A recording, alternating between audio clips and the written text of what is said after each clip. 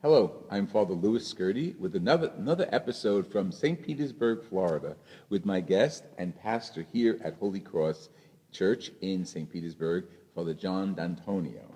Welcome, John, again. Thank you. This is part two of a few segments that we're doing here at Holy Cross. Today is the feast of Ash Wednesday. As you notice, on both of our heads we have the ashes, and the sanctuary is decorated with the highlights of purple banners, and right, of course, in the center of the sanctuary is the beautiful crucifix that is really the focus of our celebration of Mass. But we're celebrating the 50th anniversary, so that's what I want to talk about. What can you tell us, if you want to talk about the physical plant of the building, or do you want to talk about some of the events that led up to the beautiful celebration? We're all ears. Well, we're celebrating the 50th anniversary of the founding of the parish. The parish was founded on February 15th, 1965, and it was started by Father Loller, and he lived here, and originally the people went to a public high school for Mass on Sundays. And after 3 or 4 years, he left the parish and had another assignment, and then the next priest who came, he wanted a church. Oh, he wanted a building. So he started building a church. He got people organized, and they built this beautiful church. The church itself was blessed in 1971. Oh. But so what we're really celebrating is the anniversary of the founding of the parish, that this particular plot of ground was bought, and that it was named Holy Cross Catholic Church.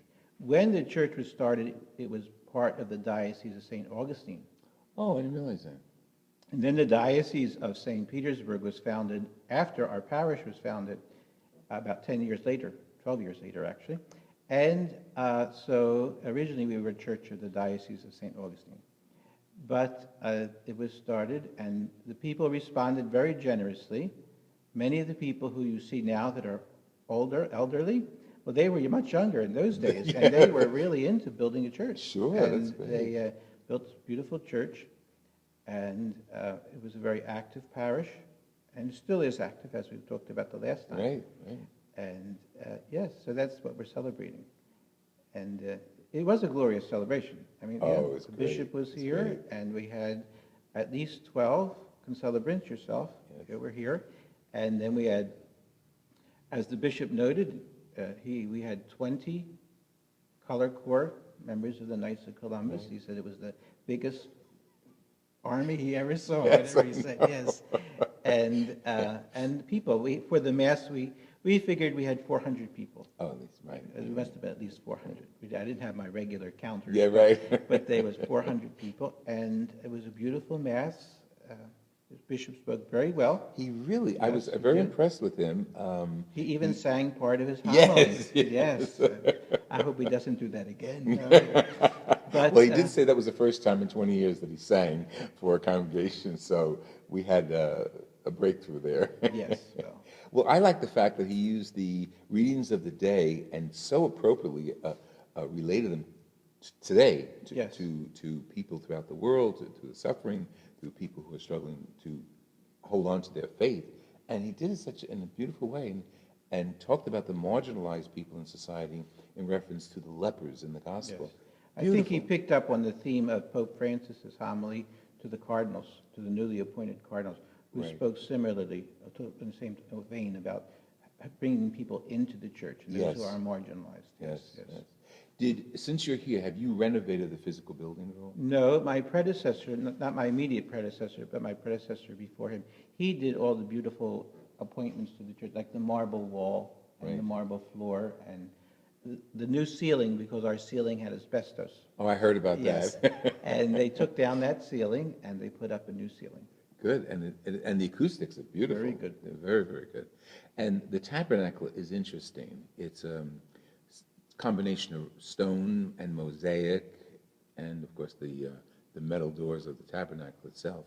Yes, and that's original. That was in the original, the 1971 construction. Yes. And then when they renovated, they just worked Yes. around it. And beautiful, beautiful. What do you physically like best about the church, the building? Which is an unusual question because it's the people that make up the church. Yes. But we are celebrating the people and the building. Well, I think when I'm celebrating Mass, I get the sense that I can embrace them all. The way the altar is designed and the way the back wall is curved, we're kind of like, when I put my arms out, I can feel like I can touch both sides of the Yes, church. yes, that's and interesting. you can embrace them. And then I like the fact that we don't have stained glass windows. Oh, that's beautiful. Yes. That's beautiful. Because no one else can see it, but I can see while I'm saying Mass, I can see the world. Yes, yes. I mean, it's 54th Avenue North, but it's the world that I minister to. And yes, I also see all the boats going to the beach That's on true. Sunday morning, and I say, here I'm in church, and they're all going fishing. But, They went to early mass. they went to Yeah. early Mass. They went on Saturday night. Yeah, Yes, I that's know. it. They're the people who, and I think they left early to get a head start. But, yes, that's beautiful. Yeah, I noticed that when I'm celebrating, it's so beautiful to see outside in, and that is, you're here as part of the world. And I like the fact that people outside could look in and Yes, see it. that's how it's designed. You mentioned about the beautiful crucifix. Well, we keep it lit at night. You see all those floodlights up there. Yes. And when you're outside, you can see through those windows. And Oh, great. quite often at night, there are cars parked out there. And people stop and they make a visit. And they can park at the curb and they can see the crucifix inside the church. Yes. beautiful. Even sometimes our local county police park in front of the church to make a visit. Yeah. Great. And then So you know you as can rare as never, they can you get. never cannot be in the church. Yes, yes. And we in keep the and out. church open most of the time from all day long, and then The way it and should the be. then the spotlight on the tabernacle. Also, you can see the tabernacle and the statue of Mary from outside. It's such a welcoming building. Yes. It really is. And of course, it's always the people, because that makes any building warm or cold. And from the first visit here a few years ago, your congregation was very well, as you are. And I guess they pick up on your warmth and your enthusiasm. And we do every Sunday. We have coffee and donuts after Mass, and now we have one Sunday a month we have a pancake breakfast. Then that's this Sunday coming. Yes, and How also we have a free blood pressure screening. You mentioned some of the things that we do. Right, right. We have a local a doctor next door, Dr. Saba. He's starting his practice here. He has many other places in the county, but he's starting a practice next door to us. And he wanted to have this free blood pressure screening. And I had that in my other parish, and I jumped right on it. I said, yeah, let's do it. So, Great. and right now, it's only been the 6 months, and he has about 25 people who come to have their blood pressure taken on Sunday morning. Excellent. And you also have the 12:30 Mass on Sundays. We have a 12:30 Spanish Mass. Right. We have a fairly large Spanish community. Yes. That's great. And the diversity of the community came together at the anniversary Mass with, Yes, we with had- the bishop. Indeed, there were a lot of people there, and even during the actual Mass that we were singing in Spanish, and we had the Spanish readers, and yes, And the Filipino readers. and the Filipino prayers. Prayer of the faithful. Tagala. Tagala, Yes. yeah. We couldn't leave them out because one of your parishioners of strong Yes, Filipino. well, she did a lot of the work organizing did. it. So that's how I gave her that She, little treat. She got to read in Tagalog. But I was telling people that what I wrote was not what she read. And she made her said, own- "How did you know that?" she made her own translation. You have a good rapport with your the congregation, but also your support system, those who run. Yes, well, because I'm activities. the chaplain or the spiritual director of almost every organization. Oh, in the okay. parish, right? So I'm the chaplain for the Women's Club and the Knights of Columbus and the Columbiettes, and also for St. Vincent de Paul, which is the very well organized from the national office, so that when we have a St. Vincent de Paul meeting, the first 10 minutes is the chaplain giving a spiritual reflection that the national office provides for us, Oh, I see. and it's based on the gospel for that week. So I'm involved with that ministry. Of course, I have a very active finance council that assists me, and a stewardship committee, and also I in charge of the altar service because I want them trained properly, you know. And you saw how well they were You trained. For the right funeral. on. Yeah, they really did. They really even shocked me. Comitant. And that's from my years of being a high school teacher. That's right. That's right. Yes, You learn Catholic certain education at discipline. its best, Absolutely. yes. What do you And so- what do you see as the future of your church, of the parish? The future of the parish. Well, I'd like to try to reach out and welcome back some of the Catholics who may have fallen away from the faith or have gone to other parishes for various reasons, and try to increase the numbers. Like every pastor likes to. Sure. But yeah, I'd like to try to do that. And I'd like to offer some more outreach programs beyond just the Catholic community. The free dinner is one of them. Yes, that's great. And the blood pressure screening. Now, I just don't know how to get the message out, you know.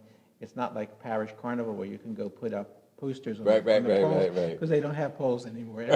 That's true. I don't know. Well, you have that sign out front. I have the electronic sign outside. And that welcomes people and gives us The LED information. sign. Yeah, I did that. I put that up. Yeah. That's great. I mean, it's modern, and you have a website for Yes, the parish. we have a website. What is the website? You can give it to our audience. Okay, thanks, Lou. www.holycrossrcc.com. Okay, and I'll have that as the byline underneath our information for you to contact Father John or look at the parish activities on the website. We also have a constant contact And that is, account. Every Monday after we put out the bulletin, because Monday we have to send the bulletin to the printer. right, Well, then we have an electronic bulletin. And the constant contact, we put notices in, for instance, when someone dies, we send out, we have collected about 250 email addresses, and we send out notices to those people if Excellent. someone dies, or we send out an abridged copy of the bulletin. And also we send out more information that's pertinent for that week in the constant contact excellent. electronic bulletin. So you are computer savvy. Yeah, one who wants to cooperate with me. Yeah, You know of how course. computers are. They have a mind of their own. You got it. Yeah. They're wonderful to work with, but when there's something that you can't figure out, you can't figure it out at all. You need somebody else to come in. Yes. So when they're a problem, they're a big problem. That's great. Thank you very much. I appreciate it. Anything else you want to tell our audience about No, your ministry? if you're here? ever in Florida, St. Petersburg, you're always welcome to come. That's the best invite you could have from the pastor, Father John Antonio, here at Holy Cross Church in St. Petersburg, Florida. Thank you for joining us. Let me hear from you. Father Lou Skirty at hotmail.com. God bless you.